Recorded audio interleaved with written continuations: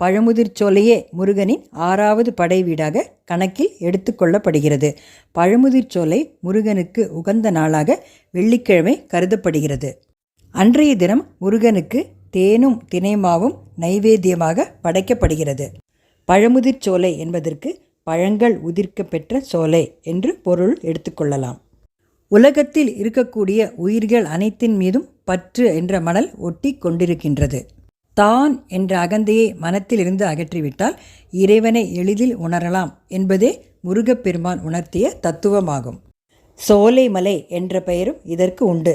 இங்குள்ள முருகன் வெற்றிவேல் முருகன் என்று அழைக்கப்படுகிறார். இக்கோயிலில் இருக்கக்கூடிய நாவல் மரத்தில் சஷ்டி மாதமாக விளங்கக்கூடிய ஐப்பசி மாதத்தில் நாவல் பழங்கள் பழுக்கும் அதிசயம் நடந்து வருகிறது.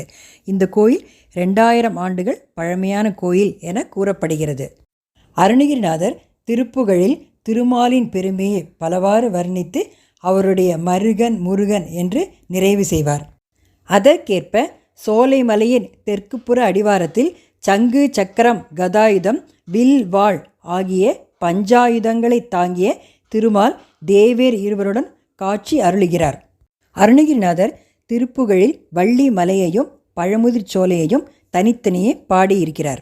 மேலும் பழமுதிர்ச்சோலையில் இன்றும் காணப்படுகின்ற நூப்புர கங்கை என்னும் சிலம்பாற்றை பழமுதிர்ச்சோலை திருப்புகழில் குறிப்பிட்டு பாடியுள்ளார்.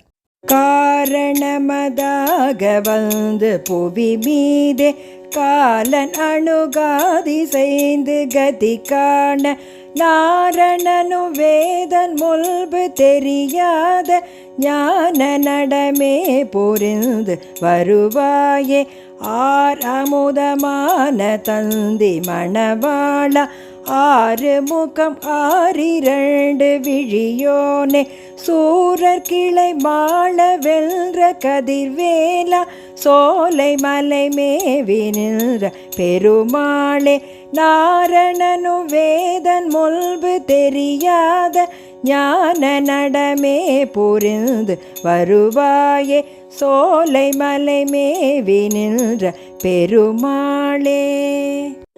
அக்கரமுமாக்கி அத்திபனுமாக்கி அத்திகமுமாக்கி அகமாக்கி அயனெனவாக்கி அரியனவாக்கி அரணெனவாக்கி அவர் மேலாய் இக்கரமுமாக்கி எவைகளுமாக்கி இனிமையுமாகி வருவோனே இக்கரமுமாகி எவைகளுமாகி இனிமையுமாகி வருவோனே இருநில மீது எளியனும் வாழ எனது முன்னோடி வரவேணும் மக்கபத்தியாகி மருவும் வல்லாரி மகிழ்களி கூறும் வடிவோனே வனமுறை வேடன் அருளிய பூஜை மகிழ்கதிர் காமம் உடையோனே செக கண சேகு தகு திமி தோதி திமியென ஆடு மகிழோனே செக கண சேகு தகு திமி தோதி திமியென ஆடு மகிழோனே திருமலிவான பழமுதிர் சோலை மலை மிசை மேவு பெருமாளே இருநில மீதில் எளியனும் வாழ எனது முன் ஓடி வரவேணும் பழமுதிர் சோலை மலை மிசை மேவு பெருமாளே எனது முன்னோடி வரவேணும் தலைமயிர் கோக்குக்கு ஓ கனரைத்து கலகலென பற்கட்டது வீட்டு தளநடைப்பட்டு தடியிட்டு தடுமாறி தடி கொடுத்தத்தி கக்கல் பெருத்திட்டு அசனமும் வீக்கி சத்தி எடுத்து சளியும் மிகுத்து பித்தமும் ஊற்றி பலகாலும் தில தையில திட்டுவோ கயரிக்க திரிபலை சுக்க தீக்கு தீப்பிலியிட்டு தெளிய வடித்து உய்துடல் சேர்த்திட்டு உயிர் போமுன் திகழ் புகழ் கற்று சோர்கள் பயிற்றி திருவடியை பற்றி தொழுது ஜனன மறு கைக்கு பரமூர்த்திக்கு அருள் தாராய் கலனை விசேத்து கரையிட்டு புறவி செலுத்தி கை கொடு வேற்பை கடுக நடத்தி தீட்டென ஏட்டி பொருசூரன் கனப்படை கேட்டு தட்டர வீட்டு திரைக்கடலுக்குள் பூக்கிட ஏற்றி களிமயிலை சித்திரத்தில் நடத்தி பொறுக்கோ ஓவே குலிசன் மகட்கு தப்பியும அக்குறவர் மகட்கு சீதமும் வைத்து குளிர்த்தினை மேத்த தத்து புனத்தில் திரிவோனே கொடிய பொறுப்பை கூத்தி முறித்து சமரம் விளைத்து தற்பரமூற்று குலகிரியில் புக்கூற்றுரையுக்ர பெருமா ஆளே திகழ் புகழ் கற்று சோர்கள் பயிற்றி திருவடியை பற்றி தொழுது ஜனன மறு கைக்கு பரமூர்த்திக்கு அருள் தாராய் முருகா அருள் தாராய். தனது புலமையால் புகழின் உச்சிக்கு சென்ற ஔவையாருக்கு தான் என்ற அகங்காரம் ஏற்பட்டது. அந்த அகங்காரத்தில் இருந்து ஔவையை விடுவிக்க எண்ணிய முருகன் ஔவை மதுரைக்கு காட்டு வழியாக நடந்து செல்லும் வழியில் ஆடு மேய்க்கும் சிறுவனாக தோன்றி வந்தார். அங்கிருந்த ஒரு நாவல் மரத்தின் கிளை ஒன்றில் ஏறி அமர்ந்து கொண்டார். நடந்து வந்த களைப்பால் அந்த மரத்தின் அடியில் வந்து அமர்ந்தார் ஔவை. நீண்ட தொலைவு பயணம் செய்திருந்ததால் அவருக்கு களைப்பையும் தந்திருந்தது. வயிறு பசிக்கவும் செய்தது. அப்போது தற்செயலாக அந்த மரக்கிளையில் ஆடு மேய்க்கும் சிறுவன் ஒருவன் அமர்ந்திருந்ததை கண்டார்.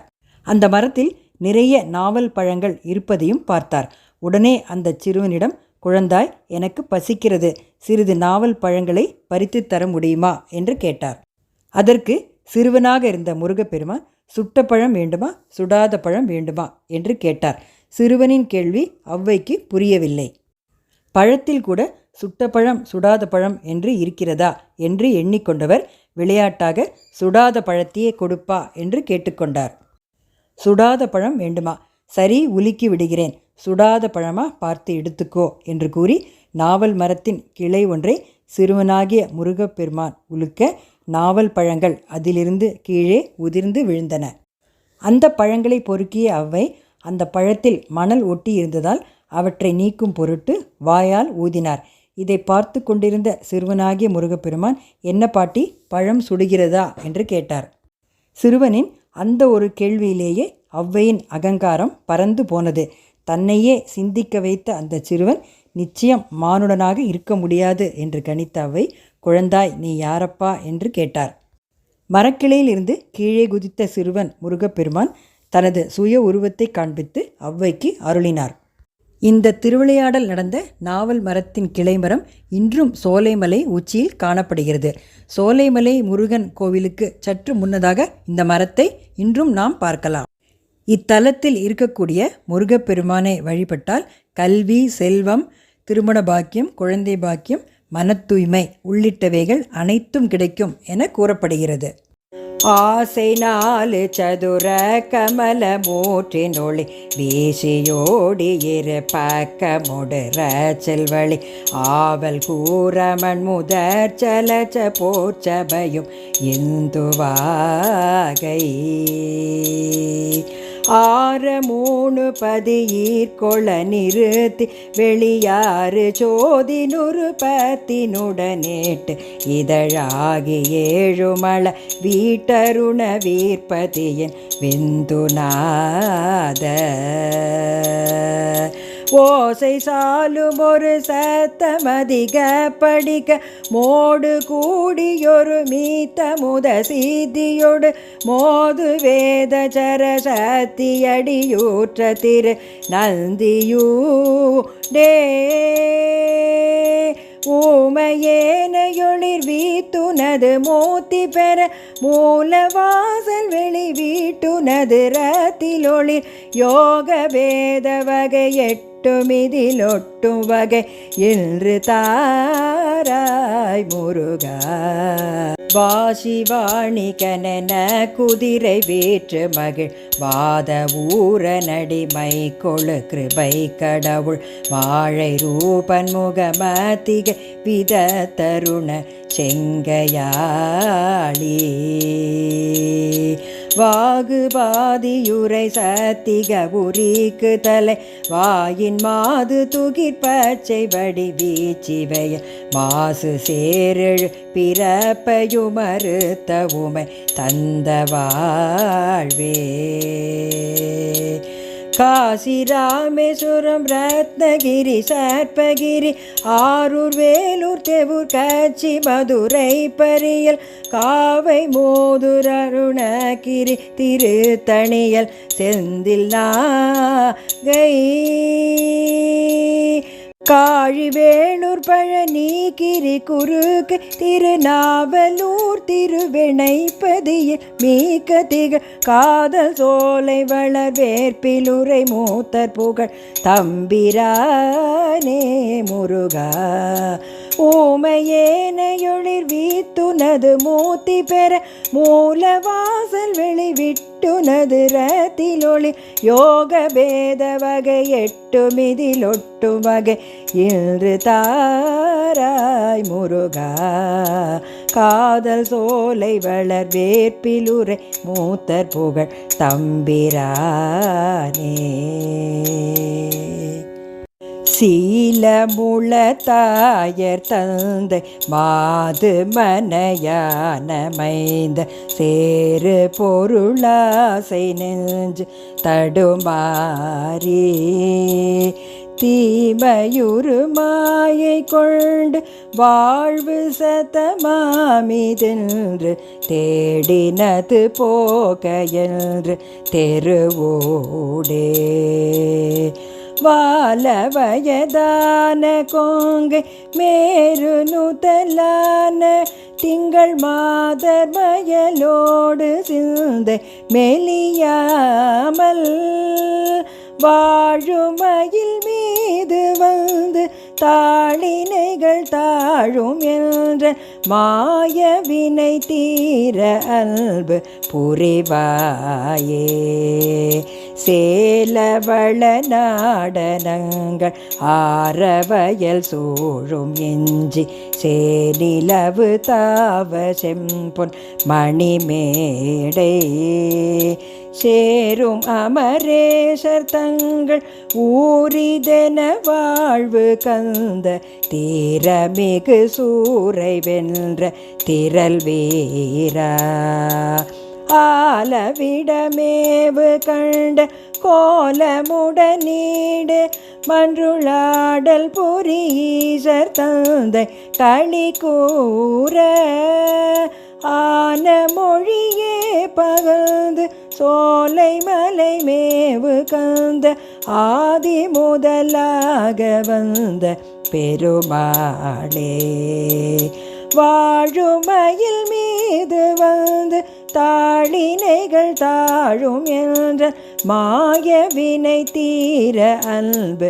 புரிவாயே சோலை மலை மேவு கந்த பெருமாளே மாய வினை தீர அன்பு புரிவாயே வாதினையடழ்ந்த வேல்விழிய தங்கள் மாயம தொழிந்து தெளியேனே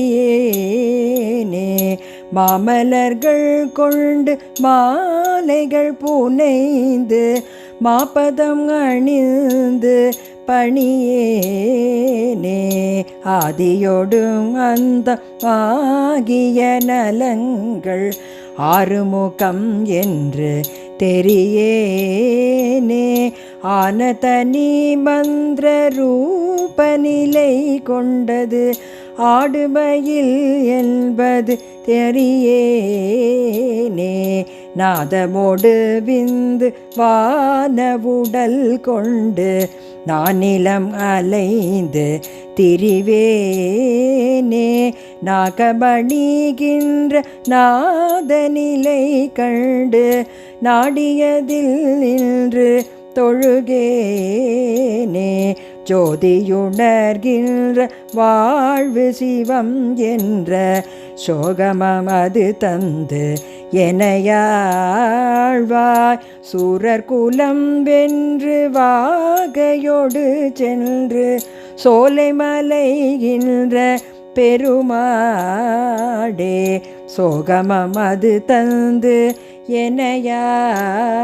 எனையாழ்வாய் துடிக நோய்களோடு வற்றி தருடமேனி கோழை துற்ற இருமல் ஈழைவாதம் பித்தம் அணுகாமல் துறைகளோடு வாழ்வு விட்டு உலக நூல்கள் வாதையற்று சுகமுளானுபூதி பெற்று மகிழாமே உடல் செய்கோர பாழ்வயிற்றை இதமும் ஊனினாலுயர்த்தி உயிரி நீடு யோக சித்தி பெறலாமே உருவிலாத பாழில் வெட்ட வெளியிலாத நாத நித்தம் உனது ஞான பாத பத்மம் உருவேனோ கடிதுலாவு வாயு பெற்ற மகனும் வாலி சேயும் மிக்க மலைகள் போட ஆழி கட்டி இகலூர் போய் களமுரானை தேர் நுறுக்கி